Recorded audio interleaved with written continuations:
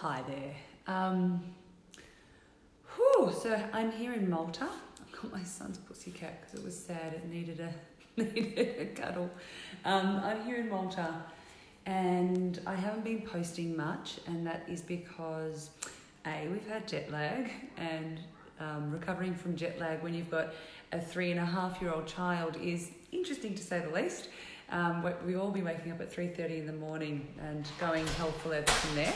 And I have a moment just now on my own to be able to be posting this. So I thought I'd just send a quick message. We're here in Malta and it's profound. So another one of the reasons I'm not posting very much is because there is just so much happening for me. My heritage is Maltese. My mother's side of the family is Maltese. And I don't know if you know much about Malta, but Malta is this tiny little island in the middle of the Mediterranean, which was... It has literally hundreds of sacred sites, so underground and above ground temples that have been made from rock, dating back to 3,500, I think it was 3,500 BC. So 3,500 years. So these places, and if you look at them, you can Google it. They're these profoundly, beautifully created temples that have boggled the minds of people of how the hell they were built. And one of the more popular ones, the Hypogeum, has the most perfect sound chamber. So if you know much about solfeggio frequencies, they're built on the solfeggio frequencies. Hi Danielle, I'm just talking about Malta and the temples here. And the Hypogeum in particular has a sound, what do they call it? Anyhow, it's this one area where if you speak from here, it's heard in the entire temple throughout. And you should see the way that they're created. And some of them are created on the perfect Fibonacci scale.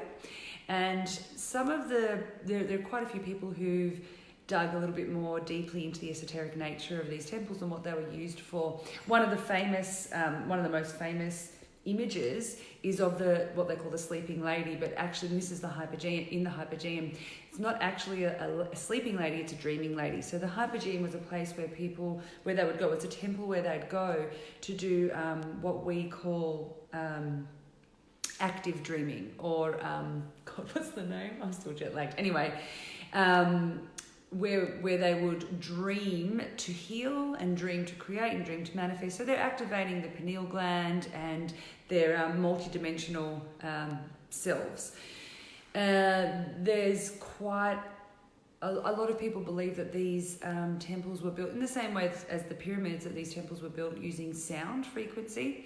Because literally, Google it. Google the Hypogeum, because it's one that you'll get the most imagery from. But there's just no explanation of how these places could have been built so long ago.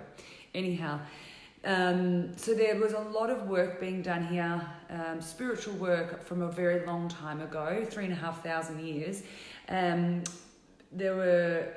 These places were built to harness a lot of energy and to create a lot of energy, and they were working on a quantum level. And so as soon as you come here, and for me especially, having my lineage in Malta, but also having lots and lots of memories of previous lifetimes, which I've had before, but coming here, as soon as I sat to meditate the very first time, hi Ada, hi gorgeous, I'm in Malta. I'm just sharing a little bit as to why I'm not sharing much lately. As soon as I closed my eyes, the veil is so thin here. Immediately I dropped in and portals were opening up straight away in my meditations. It's just really, really strong energy. A lot of emotion is coming up for me too. There's a lot of raw emotion. I'm not going to go deeply into it because it's a personal journey. Once I start to process it a little bit, I'll share more with you, but it's very, very deep. It has the potential to be extremely healing. And I love you too, Ada.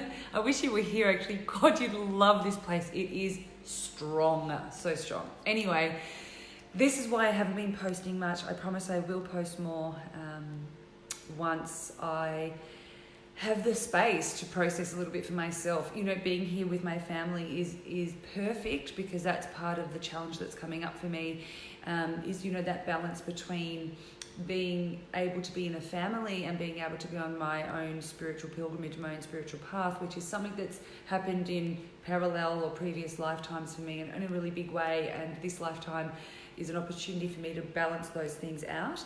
And so it's really coming up for me while I'm here trying to do that and finding my way. So wish me luck and stay posted, and I will continue to post more as soon as I'm able.